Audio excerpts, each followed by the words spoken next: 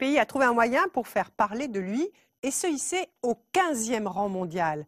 C'est la K-pop, la musique pop coréenne, son cheval de Troie pour vendre ses produits et se faire connaître, notamment en France. Si vous êtes parents ou grands-parents d'ados, peut-être avez-vous déjà entendu ces chanteurs. Les clips de ces groupes venus de Séoul ont été visionnés 2 milliards de fois sur Internet. Vous allez voir comment ces jeunes artistes sont en fait fabriqués, formatés pour devenir des ambassadeurs de la Corée du Sud. Un reportage de Pierre Monégier et Dominique Marotel. Pierre répondra aux questions de Guylaine à la fin de son reportage. C'est une marée humaine. La foule des grands soirs à Bercy. Music Bank continue maintenant sa tournée mondiale et est arrivée à Paris. Plus de 15 000 personnes, essentiellement des adolescentes survoltées, pour un concert à guichet fermé. Vous avez attendu combien de temps? De 8h à 18h30. Ça vaut le coup? Oubliez les stars américaines. Leurs idoles ont détrôné Madonna et talonnent Lady Gaga dans une langue pourtant inaccessible à la plupart des Français. Ceux qui déchaînent une telle passion, les voici.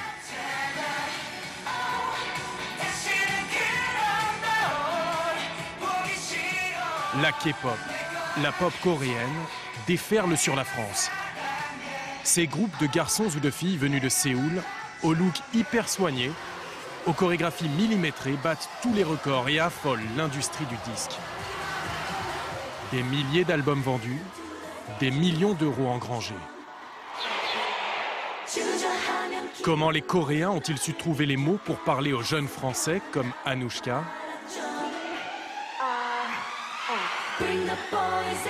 Qui s'affaire en coulisses pour fabriquer cette musique et la diffuser à l'ensemble de la planète? Et surtout, pourquoi le petit pays du matin calme mise-t-il autant sur ses poupées dansantes? Enquête sur un modèle d'industrie culturelle, la déferlante coréenne.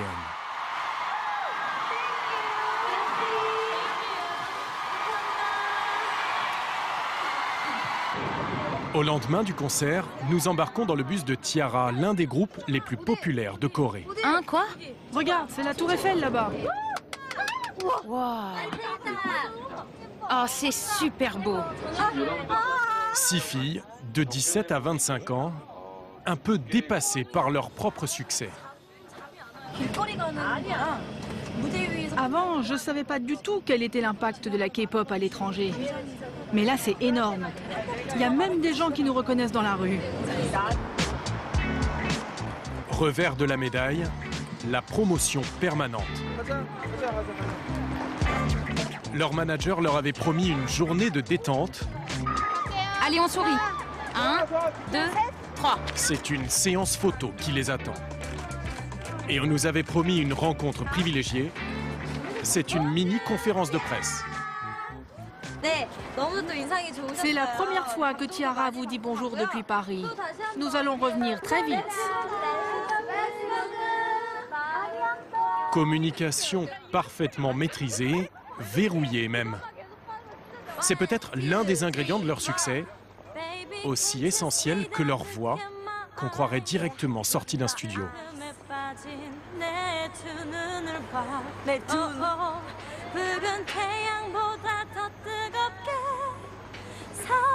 Leurs chansons parlent d'amourette platonique. L'amour de leurs fans est, lui, sans limite. À quelques kilomètres de là, nous retrouvons Anouchka Toutain, aperçue dans la foule de Bercy. Salut. Ça va? Ouais. 17 ans, lycéenne, une ado comme les autres. Dans ma chambre, il n'y a pas. Mais son univers, lui, s'affiche exclusivement en coréen. Après là, en haut, il y a P-Rain. Ici, il y a Piste. Des noms, des visages venus de très loin et qui se propagent comme une traînée de poudre dans les collèges et lycées. Pendant un voyage scolaire, il y avait notre amie, elle m'avait fait écouter Haru et des Big Bang et Lollipop de Big Bang et 21. Et j'avais vraiment aimé ces chansons. Du coup, depuis, j'écoute que ça. Cette pop acidulée doit aussi son essor aux réseaux sociaux Facebook et YouTube. Les clips ont été visionnés plus de 2 milliards de fois l'an dernier.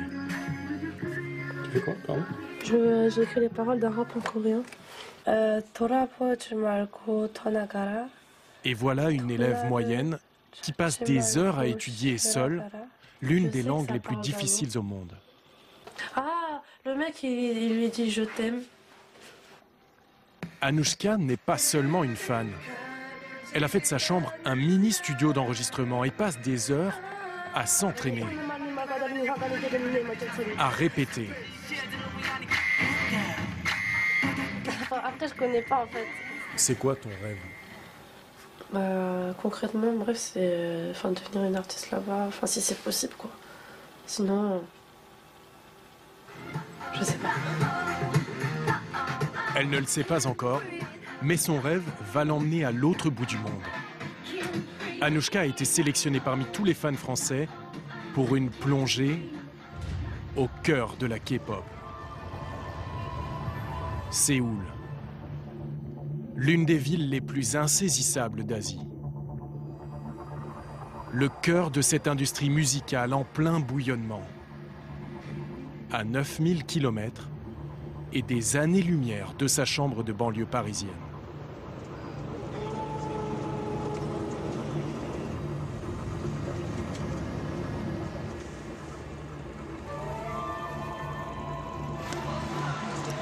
Anouchka, contente d'être à Séoul? Ouais, ça contente, mais je suis super fatiguée en fait. Autour d'elle, une vingtaine d'autres fans venus du monde entier.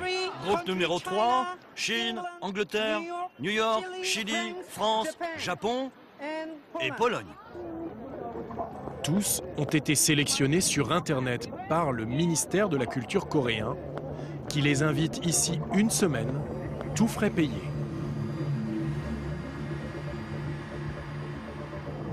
On va faire le tour dans le palais ensemble, et puis on va prendre le bus. Comme Anouchka, chaque participant est escorté d'un ange gardien. En réalité, un salarié de l'ambassade coréenne de chaque pays représenté. Car ce voyage fait partie d'une stratégie gouvernementale développée dans ces bureaux. La Hallyu, littéralement la déferlante coréenne. Là, c'est le département des jeux vidéo et des mangas et des figurines, nos mascottes nationales. Là, voilà nos mangas.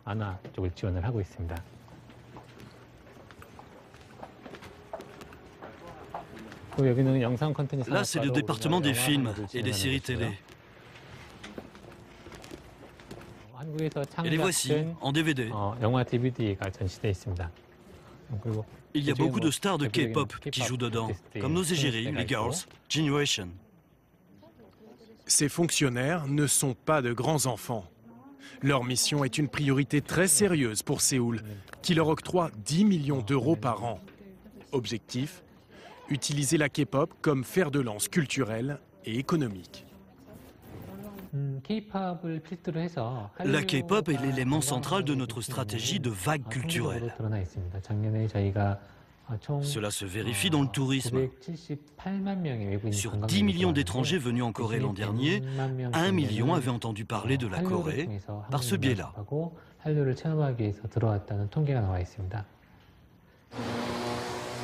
Mais s'il y a une compagnie qui n'a pas besoin de coups de pouce gouvernemental, c'est bien SM Entertainment, le temple de la K-pop. La plus grande maison de disques du secteur, la plus exigeante aussi. Des heures et des heures d'entraînement quotidien. Danse, chant, arts martiaux, ici l'à peu près n'existe pas.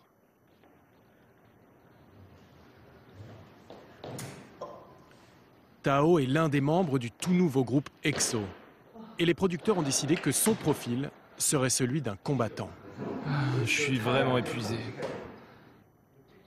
Exceptionnellement, nous avons pu approcher ce boys band, dernier né de l'empire SM. EXO, comme tous les groupes de K-pop, est une formation créée de toutes pièces, avec une feuille de route bien précise. Moi, je suis chinois et je parle mandarin. Et lui, il est coréen. En fait, dans ce groupe, il y a des Chinois parce qu'on vise le marché chinois. C'est pour ça qu'on a d'un côté une équipe avec des membres coréens et de l'autre une équipe avec des membres chinois. On dirait que vous êtes des jumeaux. Ah, vraiment? Merci du compliment. C'est le concept, en fait. Ah oui, c'est quoi le concept? En fait, on est comme des frères. 6 d'un côté pour le marché chinois, 6 de l'autre pour le marché coréen. Et on a tous un double dans l'autre groupe. 2 groupes en un, comme clonés.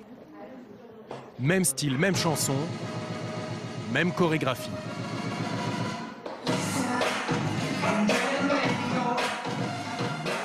Six d'entre eux forment Exoka en coréen et les 6 autres EXO-M en mandarin. Voici leur premier single, History, et c'est déjà un tube. Le modèle de technologie culturelle, comme on l'appelle ici, ne fait jamais d'erreur. Ces ados sont programmés pour devenir des stars.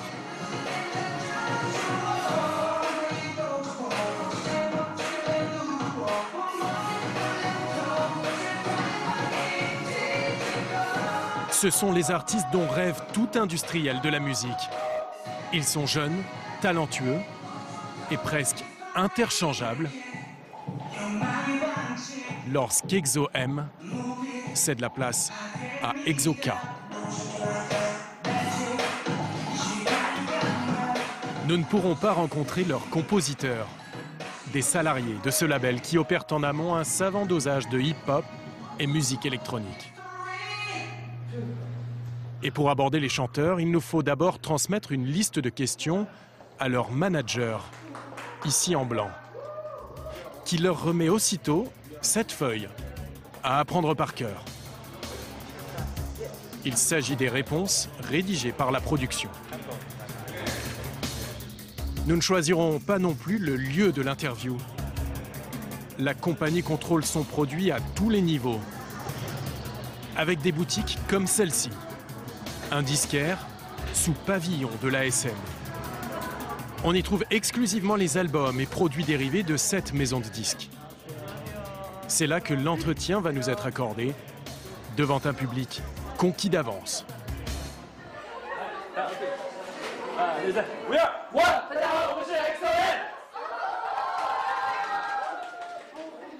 Pas question d'aborder leurs conditions de travail, vie personnelle ou encore la chirurgie esthétique, secret de Polichinelle dans cette industrie.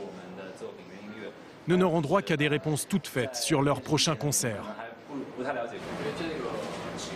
La production veille au grain. Lui là, c'est notre manager. Il vous aide à vous comporter avec les médias en fait. Oui, il nous apprend à... Enfin, il nous dit quelles questions on va nous poser et quel genre de réponses donner. Enfin, pas tout le temps. Il y a aussi des fois où on se retrouve tout seul. Mais on a été entraîné pour ça aussi. Ils sont liés par des contrats longue durée qui peuvent être révoqués du jour au lendemain s'ils s'affichent avec de l'alcool, une cigarette ou une petite amie. Salaire moyen, 5 000 € par mois. Chiffre d'affaires de leur maison de disques, 35 millions d'euros par an.